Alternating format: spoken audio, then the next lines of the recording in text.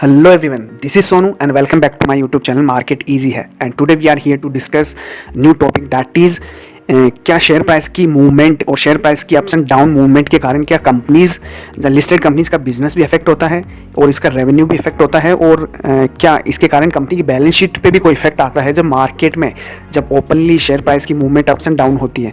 So let's find the answer of this question. So let's begin. So basically what happens that, तो हमारा answer रहेगा no.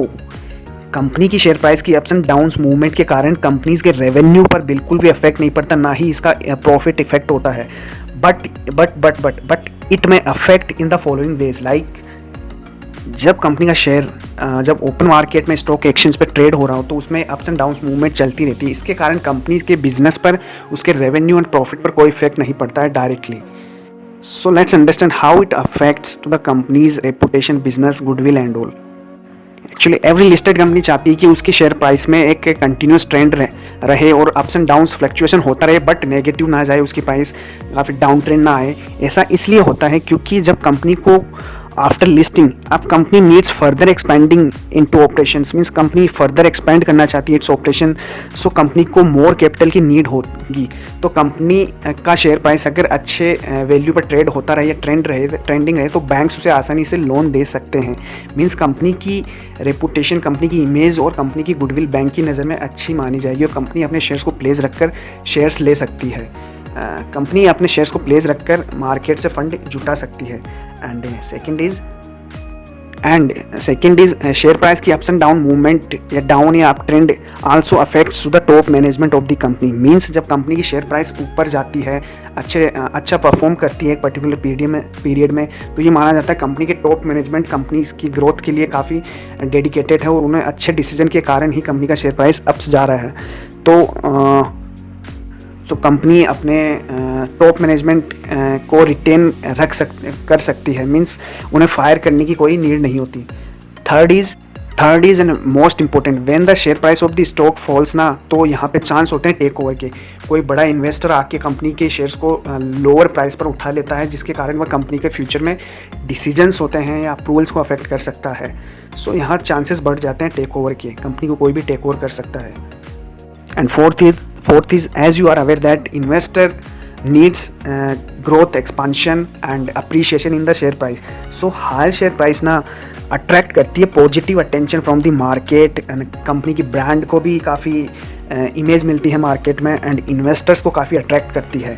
सो सबका attention अपनी ओर लेती है. And when the share price of the company falls then it will also affect to the earning of the promoters and management. Because company की share price up जाती है और अब तभी जाती है जब कंपनी की परफॉर्मेंस, फाइनेंशियल परफॉर्मेंस अच्छी हो मोस्टली टाइम्स, तो जिसके कारण उन्हें जो हायर प्रॉफिट होता है उसका कुछ परसेंटेज उन्हें कमीशन मिलता है, उनका कमीशन भी बढ़ता है. इसी तरह अगर कंपनी की शेयर प्राइस अप्स जाती है तो उनके शेयर्स की प्राइस भी अप होती है, जिसके कारण उनकी वेल्थ भी बढ़ती है. इस तरीके से directly we can say that the shares price if falls तो it will also affect to the earnings या assets of the promoters and management. And sixth and last point is cost of capital.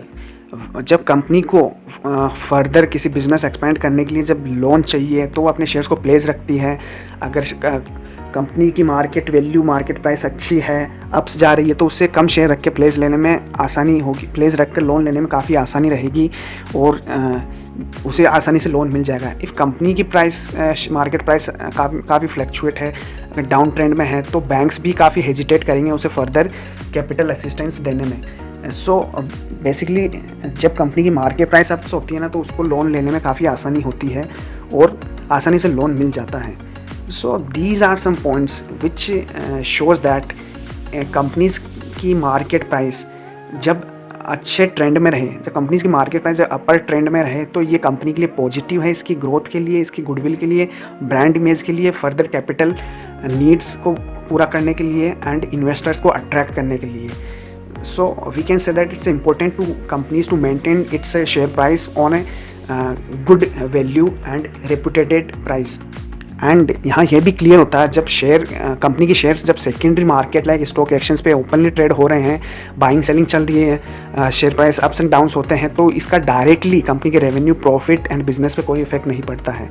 So this is the end of this video. I hope you have got some ideas, basic ideas about that, about the share price of the company. Thank you so much.